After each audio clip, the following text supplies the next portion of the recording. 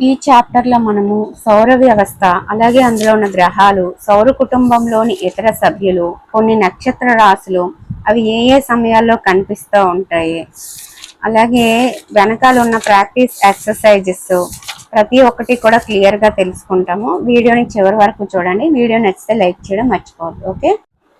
నక్షత్రాలు, సౌర కుటుంబం.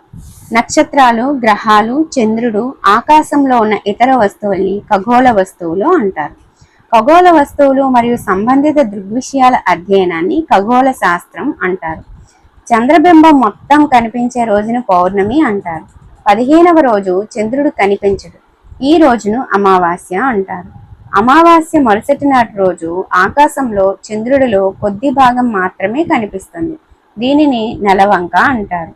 ఒక నెలలో కనిపించే చంద్రుని యొక్క ప్రకాశవంతమైన వివిధ ఆకారాలని చంద్రకళలు అంటారు. భారతదేశంలో దాదాపు అన్ని పండుగలు చంద్రకళల ప్రకారమే జరుపుకుంటారు. దీపావళి అమావాస్య రోజున, బుద్ధ పూర్ణిమ అండ్ గురునానక్ పుట్టినరోజుని పౌర్ణమి రోజున జరుపుకుంటారు. మహాశివరాత్రి క్షీణిస్తున్న చంద్రుని 13వ రాత్రి జరుపుకుంటారు. నెలవంక కనిపించిన మరుసటి రోజే ఈదుల్ ఫితర్ జరుపుకుంటారు. మినుకు మినుకు మనకుండా ఉండేవే గ్రహాలు అన్నమాట. ఒక పౌర్ణమి నుండి తదుపరి పౌర్ణమికి మధ్య కాల వ్యవధి 29 రోజుల కంటే కొంచెం ఎక్కువ, అంటే నెల అన్నమాట. సూర్యుని కాంతి చంద్రునిపై ఏ భాగంలో పడి మన వైపు పరావర్తనం చెందుతుందో ఆ భాగాన్ని మాత్రమే చూడగలం. భూమి చుట్టూ చంద్రుడు ఒక పరిభ్రమణాన్ని పూర్తి చేస్తే తన అక్షం మీద ఒక భ్రమణాన్ని పూర్తి చేసినట్టు. చంద్రుడితో పాటు భూమి సూర్యుని చుట్టూ పరిభ్రమిస్తుంది. యానకం లేనప్పుడు ధ్వని ప్రయాణం చేయలేదు అని మనం తెలుసుకున్నాం కదా ధ్వని అనే చాప్టర్లో. జూలై 21, 1969 భారత కాలమానం ప్రకారం అమెరికా వ్యోమగామి నీల్ ఆర్మ్స్ట్రాంగ్ మొదటిసారిగా చంద్రునిపై అడుగుపెట్టారు. అతని తర్వాత ఎడ్విన్ ఆల్డ్రిన్ నిలిచారన్నమాట. చంద్రునిపై వాతావరణం లేదు, నీరు లేదు. నక్షత్రాలు వాటి కాంతిని స్వతహాగా విడుదల చేస్తాయి. సూర్యుడు కూడా ఒక నక్షత్రమే. నక్షత్రాలు తూర్పు నుండి పడమర వైపు కదులుతాయి. సాయంత్రం తూర్పున ఉదయించే నక్షత్రం తెల్లవారుజామున పశ్చిమాన అస్తమిస్తుందన్నమాట. నెక్స్ట్, సూర్యుడు భూమికి దాదాపు 150 మిలియన్ కిలోమీటర్ల దూరంలో ఉన్నాడు. తదుపరి సమీప నక్షత్రం ప్రాక్సిమా సెంటరీ. ఇది భూమికి దాదాపు 40 ట్రిలియన్ కిలోమీటర్ల దూరంలో ఉంది. కాంతి వేగం సెకనికి 3 లక్షల కిలోమీటర్లు. పెద్ద దూరాలని కాంతి సంవత్సరం అనే ప్రమాణంతో తెలపవచ్చు. భూమి నుండి సూర్యుని దూరం సుమారు 8 కాంతి నిమిషాలు. ఆల్ఫా సెంటరీ దాదాపు 4.3 కాంతి సంవత్సరాల దూరంలో ఉంది. భూమి యొక్క అక్షం దిశలో ఉండి కదులుతున్నట్లుగా కనిపించని నక్షత్రం ఏది అంటే ధ్రువ నక్షత్రం. ఈ ధ్రువ నక్షత్రం భూమి యొక్క భ్రమణాక్షానికి దగ్గరలో ఉంటుంది. గుర్తించగల ఆకారాన్ని కలిగి ఉన్న ఒక సమూహాన్ని ఏర్పరిచే నక్షత్రాలని మనం నక్షత్ర రాశులు అంటాము. నక్షత్ర రాశుల ఆకారాలు ఆనాటి వారికి బాగా తెలిసిన వస్తువుల్ని పోలి ఉండేవి. అత్యంత ప్రసిద్ధ రాశులలో ఉర్సా మేజర్ ఒకటి. దీనినే big dipper, the great bear లేదా సప్తర్షి అని కూడా అంటారు. వేసవిలో రాత్రి ప్రారంభంలో కనపడుతుంది. ఈ రాశిలో 7 ప్రముఖ నక్షత్రాలు ఉన్నాయి. ఇది పెద్ద గరిటెల లేదా ప్రశ్నార్థకంగా కనిపిస్తుంది ఇలా. ఇప్పుడు ఇదేంటిది, మనం ఇప్పటి వరకు చెప్పుకున్న నక్షత్రం ఉర్సా మేజర్ గురించి చెప్పుకున్నాం. 7 ఉంటాయి ఇవన్నీ కూడా. ఓకే, గరిట ఆకారంలో ఉంటుందని చెప్పుకున్నాం కదా. ఈ గరిట యొక్క కాడలో 3 నక్షత్రాలు మరియు గిన్నెలో 4 ఉంటాయి అన్నమాట. నక్షత్ర రాశి ఆకాశంలో తూర్పు నుండి పడమరకు కదులుతున్నట్లు కనిపిస్తుంది. సప్తర్షి 7 ప్రసిద్ధ భారతీయ సాధువులు లేదా ఋషులతో సంబంధం కలిగి ఉంది. నిజానికి నక్షత్రాలన్నీ ధ్రువ నక్షత్రం చుట్టూ పరిభ్రమిస్తున్నట్లుగా కనిపిస్తాయి. ధ్రువ నక్షత్రం దక్షిణార్ధగోళం నుండి కనిపించదు. ఉర్సా మేజర్ వంటి ఉత్తరార్ధగోళంలోని కొన్ని నక్షత్ర రాశులు కూడా దక్షిణార్ధగోళంలోని కొన్ని ప్రాంతాల నుండి కనిపించకపోవచ్చు. ఓరియన్ అనేది మరొక ప్రసిద్ధ నక్షత్ర రాశి. దీన్ని శీతాకాలంలో సాయంకాల సమయంలో చూడవచ్చు. ఇది ఆకాశంలోని అద్భుతమైన నక్షత్ర రాశుల్లో ఒకటి. ఇందులో 7 లేదా 8 ప్రకాశవంతమైన నక్షత్రాలు ఉంటాయి. ఓరియన్ ని హంటర్ అని కూడా అంటారు. మధ్యలో ఉండే 3 నక్షత్రాలు వేటగాని యొక్క బెల్ట్ ని సూచిస్తాయి.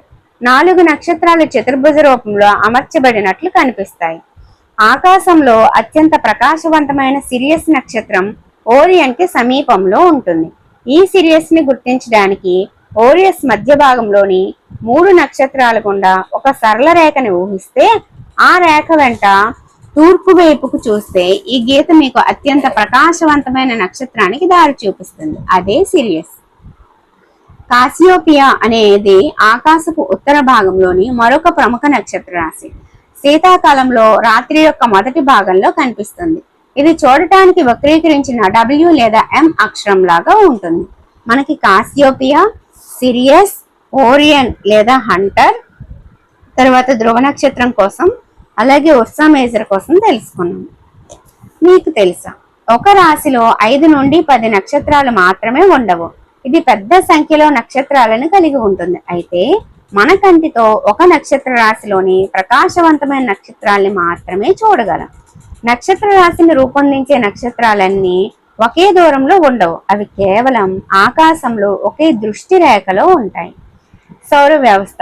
సూర్యుడు మరియు దాని చుట్టూ తిరిగే ఖగోళ వస్తువులు సౌర వ్యవస్థని ఏర్పరుస్తాయి. సూర్యుని చుట్టూ తిరిగే గ్రహాలు 8. సూర్యుడి నుండి దూరం పరంగా 8 గ్రహాలు వరుసగా బుధుడు, శుక్రుడు, భూమి, అంగారకుడు, బృహస్పతి, శని, యురేనస్ మరియు నెప్ట్యూన్. 2006 వరకు సౌర వ్యవస్థలో 9 గ్రహాలు ఉండేవి. ప్లూటో సూర్యునికి అత్యంత దూరంలో ఉన్న గ్రహం. 2006లో అంతర్జాతీయ ఖగోళ శాస్త్రం గ్రహం యొక్క కొత్త నిర్వచనాన్ని ఆమోదించింది. ప్లూటో ఈ నిర్వచనానికి సరిపోదు. ఇది ఇప్పుడు సౌర వ్యవస్థ యొక్క గ్రహం కాదు. ఇప్పుడు సూర్యుడి గురించి చూద్దాం. మనకు అత్యంత సమీప నక్షత్రం సూర్యుడు. భూమిపై దాదాపు అన్ని శక్తులకి మూలం సూర్యుడు. అన్ని గ్రహాలకు సూర్యుడు వేడి, కాంతి అందించే ప్రధాన వనరు అన్నమాట. ఇప్పుడు గ్రహాలు చూద్దాం. గ్రహాలు నక్షత్రాలలాగా కనిపిస్తాయి, కానీ వాటికి సొంత కాంతి లేదు. నక్షత్రాలు మినుకు మినుకుమంటుంటాయి, అయితే గ్రహాలు మినుకు మినుకు మనవు. ఒక గ్రహం సూర్యుని చుట్టూ తిరిగే ఖచ్చితమైన మార్గాన్ని కక్ష్య అంటారు. ఒక గ్రహం ఒక పరిభ్రమణం చేయడానికి పట్టే సమయం దాని పరిభ్రమణ కాలం అంటారు. సూర్యుని నుండి గ్రహం దూరం పెరిగే కొద్దీ పరిభ్రమణ కాలం కూడా పెరుగుతుంది. ఒక గ్రహం ఒక భ్రమణం పూర్తి చేయడానికి పట్టే సమయాన్ని భ్రమణ కాలం అంటారు. ఏదైనా ఖగోళ వస్తువు మరొక ఖగోళ వస్తువు చుట్టూ తిరుగుతుంటే దానిని ఉపగ్రహం అంటారు. గ్రహం చుట్టూ తిరిగేది ఉపగ్రహం. చంద్రుడు భూమికి ఉపగ్రహం. భూమి చుట్టూ తిరిగే మానవ నిర్మిత ఉపగ్రహాలను మనము కృత్రిమ ఉపగ్రహాలు అంటాం. 4000 సంవత్సరాల క్రితం రచించిన ఋగ్వేదంలో ప్రాచీన భారతదేశంలోని ఖగోళ శాస్త్ర అధ్యయనం ఉంది. ఖగోళ శాస్త్రంపై ఆర్యభట్ట చేసిన కృషిని అతని రచన ఆర్యభట్టీయంలో చూడొచ్చు. అతను 499 CEలో 23 సంవత్సరాల వయసులో దీనిని రాశారు. భూమి అచల అంటే చలించనిది అనే ప్రసిద్ధ అభిప్రాయాన్ని విస్మరిస్తూ భూమి స్వీయ అక్షంపై తిరుగుతుంది అని పేర్కొన్నారు. భూమి యొక్క భ్రమణ కాలం 23 గంటల 56 నిమిషాల 4.1 సెకండ్. ఆర్యభట్ట భూమి మరియు చంద్రుని మధ్య దూరాన్ని కూడా కనుగొన్నారు.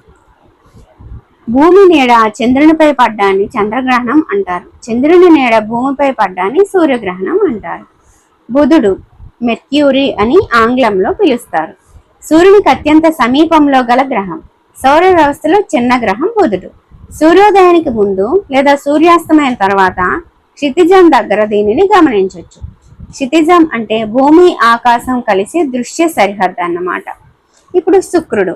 దీనిని మనం ఆంగ్లంలో వీనస్ అంటాం. భూమికి అత్యంత సమీప గ్రహం శుక్రుడు. ఇది రాత్రిపూట ఆకాశంలో అత్యంత ప్రకాశవంతమైన గ్రహం. సూర్యోదయానికి ముందు తూర్పున, సూర్యాస్తమయం తర్వాత పశ్చిమాన ఆకాశంలో కనిపిస్తుంది. కాబట్టి దీనిని ఉదయ తార లేదా సాయంత్ర తార అని పిలుస్తారు. కానీ ఇది ఒక నక్షత్రం కాదు. ఇది తూర్పు నుండి పడమరకు తిరుగుతుండగా భూమి పశ్చిమం నుండి తూర్పుకు తిరుగుతుంది అన్నమాట. శుక్రుడికి చంద్రుడు లేదా ఉపగ్రహం లేదు. భూమి. సౌర వ్యవస్థలో జీవం ఉందని తెలిపిన ఏకైక గ్రహం భూమి. భూమి నీలి ఆకుపచ్చగా కనిపించటకు కారణం కాంతి పరావర్తనం. భూమి యొక్క భ్రమణాక్షం దాని కక్ష యొక్క తలానికి లంబంగా ఉండదు. భూమిపై ఋతువుల మార్పుకు ఈ వంపు కారణం. భూమికి ఒకే ఒక చంద్రుడు లేదా ఉపగ్రహం ఉంది. నెక్స్ట్ అంగారకుడు. దీన్ని మనం కుజుడు అని కూడా పిలుస్తాం.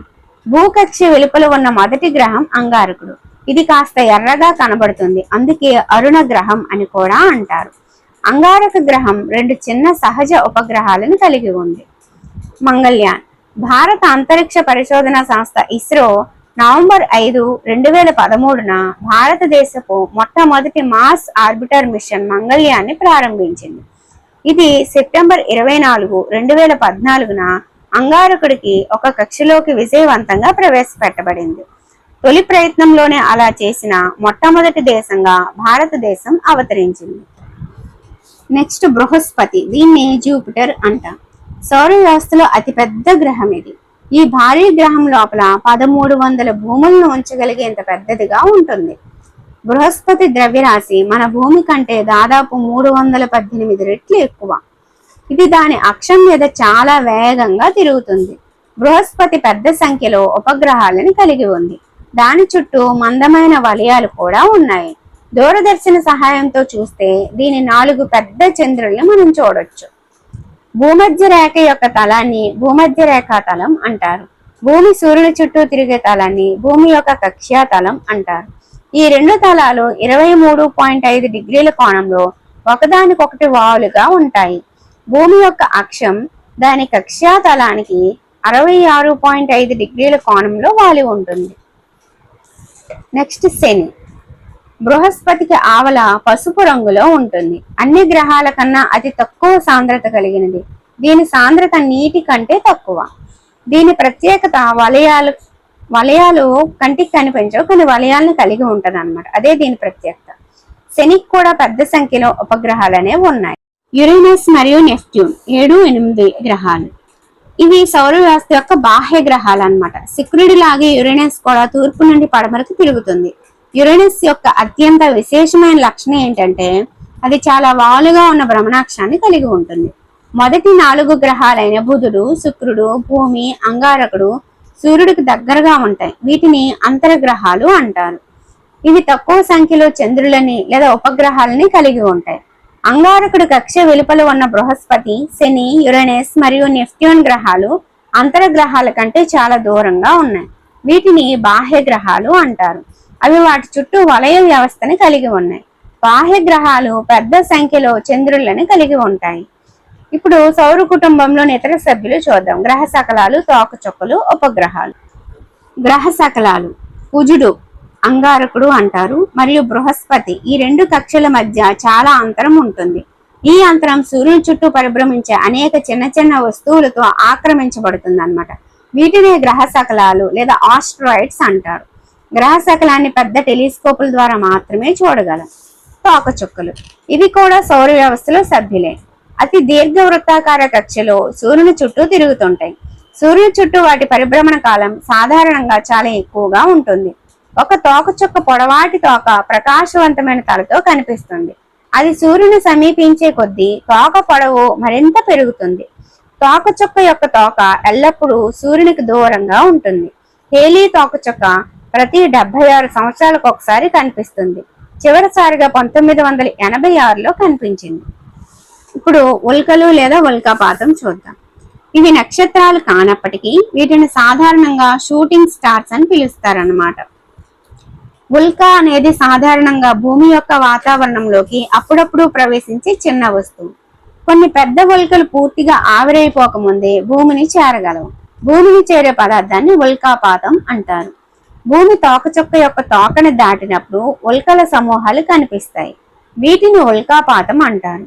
సౌర వ్యవస్థ ఏర్పడడానికి కారణమైన పదార్థాల స్వభావాన్ని పరిశోధించే శాస్త్రవేత్తలకి ఉల్కలు సహాయపడతాయి. కృత్రిమ ఉపగ్రహాలు, మానవ నిర్మితమైన వాటిని కృత్రిమ ఉపగ్రహాలు అంటారు. భూమి యొక్క సహజ ఉపగ్రహమైన చంద్రుడి కంటే ఇవి చాలా దగ్గరగా భూమి చుట్టూ తిరుగుతూ ఉంటాయన్నమాట. ఆర్యభట్ట భారతదేశపు తొలి కృత్రిమ ఉపగ్రహం. భారతీయ ఉపగ్రహాలు ఇన్సాట్, ఐఆర్ఎస్, కల్పనావాన్, ఎడ్యుసాట్ అని ఉంటాయి. కృత్రిమ ఉపగ్రహానికి చాలా ప్రయోగాత్మక అనువర్తనాలు ఉన్నాయి. వాతావరణాన్ని అంచనా వేయడానికి, టీవీ, రేడియో సంకేతాలను ప్రసారం చేయడానికి, టెలికమ్యూనికేషన్ మరియు రిమోట్ సెన్సింగ్ల కోసం ఉపయోగిస్తారన్నమాట. రిమోట్ సెన్సింగ్ అంటే దూర ప్రాంతం నుండి సమాచారాన్ని సేకరించడం అని అర్థం. ఇప్పుడు ఈ పట్టిక చూద్దాం. ఇక్కడ ఉపగ్రహాల పేర్లు ఉన్నాయండి. ఇక్కడ భూమిని ఒక యూనిట్ గా తీసుకుంటే వీటి వ్యాసార్థాలు ఉన్నాయి. సూర్యుడి నుంచి ఇవి ఎంత దూరంలో ఉంది అనేది ఉంది.